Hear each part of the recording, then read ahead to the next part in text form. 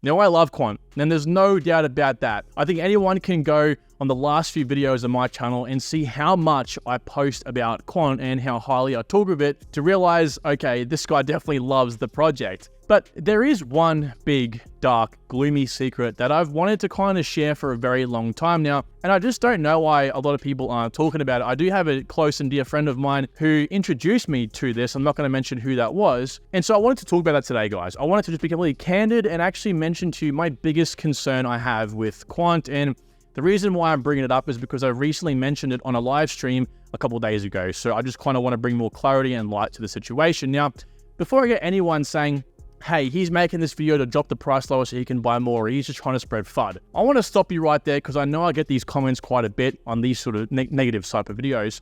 And I want to say, guys, my channel is so small. I'm so insignificant right now in this massive market. If you're looking to point fingers at someone for a direct kind of reflection of what they posted online, then look at the big channels that get hundreds of thousands or tens of thousands of views per video consistently. I'm lucky to get 5,000 views on some of my videos, guys. So I'm by no means trying to spread FUD. My literal goal with this channel is to just keep you well and truly informed, is to get you inside my brain so you know what's happening and when. And so I can obviously understand this problem with Quant inherently because I've done research on it. You guys can, check out the full videos of my breakdowns, right? So I got pretty deep with the tech, and obviously I've been in and around the project for a while now. So yeah, this is a serious issue. Now, what is the issue? Well, it's nothing too sexy to talk about, but it's a big one, okay? And it's kind of come to light more recently now thanks to the recent developments with the big players in the world, particularly the central banks, right? So as we all know, Project Rosalind proved that,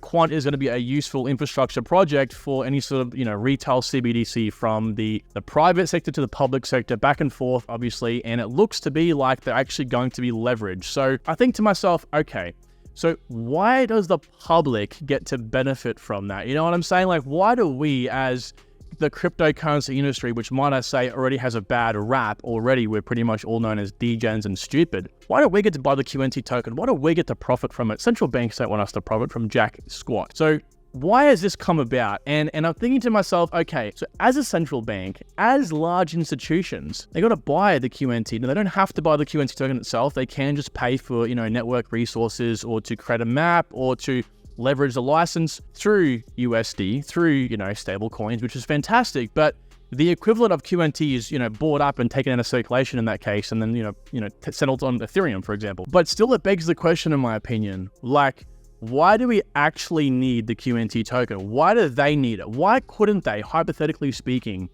just create an internal token itself that everyone on the network says, yeah, well, this is obviously worth X amount, and we'll just create our own settlement network, our own private instance, right? Because all they use Ethereum for those who don't know, is a settlement layer, right? A secure public, settlement layer where everyone can see, hey, these bunch of transactions were now settled on this public infrastructure. So it's like, all transparent. But the way Quant's going, being used by central banks, they don't really need that, okay? They can literally just create an internal currency that's used, or they can just say, we're going to use USD. We're just going to turn everything into USD. And so my concern is that they're going to abolish the smart contract on Ethereum.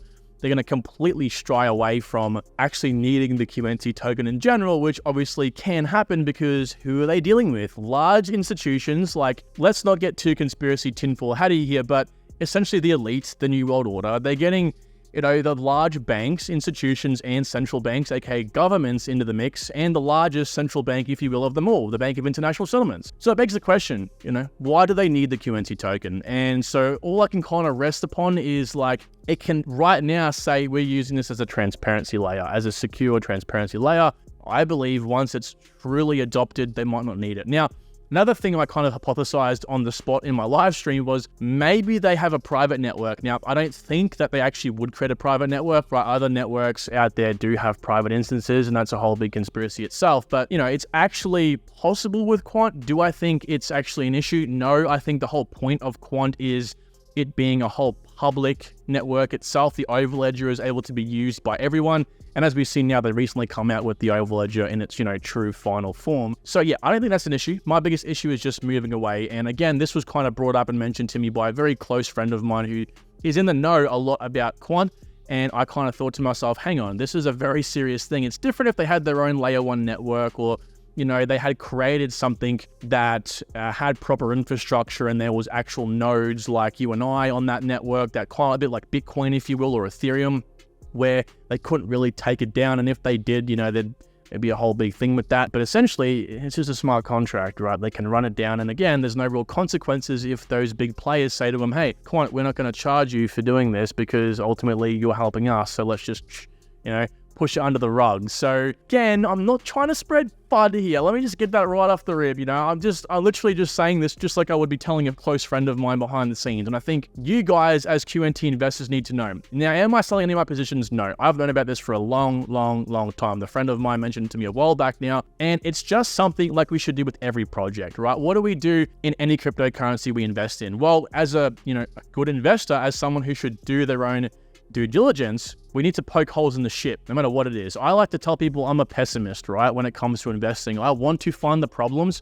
And actually, it was a little bit concerning to me because I know someone, I went home last night. It was a big day at work. It was like 10 p.m. or 11 p.m. at night. And I had someone who was a close family friend, who is a close family friend, should I say, trying to preach a new cryptocurrency project who, by the way, knew nothing about crypto to my family. And essentially, it was a bit concerning because upon literally hearing no more than a few sentences about what this project was, I was like, that's a very simple MLM, you know, multi-level marketing scheme. It's a Ponzi scheme. It's a rug pull, right? Very easy to find. And I think this kind of comes back into the whole philosophy of like being a pessimist, looking for the problems, because then it's cross-transferable. Once you find issues at project A, you say, hey, project B, that's quite obvious. That's got some issues there. And now, you know, every project can develop on things. I'm not trying to say that, you know, projects can't better themselves. And that's the whole point of this industry. It's very new. And so therefore things are being true, tried and tested. And we have to battle test networks. And so that's fine. You know, everything's going to have to develop. But if there is potential, you know, instances that things can go awry overnight, like in this case with Quant, then yeah, I feel like it's definitely something that we should all know about because not a lot of people will know that, okay? People don't even realize that Quant is its own independent network running its things as fast as possible, right? Its own infrastructure, and it uses Ethereum for a settlement layer. People see it's an ERC20 token and just think, hey, it runs on Ethereum, okay? So yes, there's a lot of very levels of understanding of what Quant is. There's the novelist who literally doesn't even know really what a blockchain is, right through to someone who knows a hell of a lot about everything and can easily spot things for what they are. So I'm just trying to get everyone up to speed, guys. Hopefully you have appreciated the no BS insight, if you will. Again, I think I just have to say this like 100 times in these videos. I'm not trying to move the price down. I don't really care if the price moves at all in any capacity, whether it's from me or not.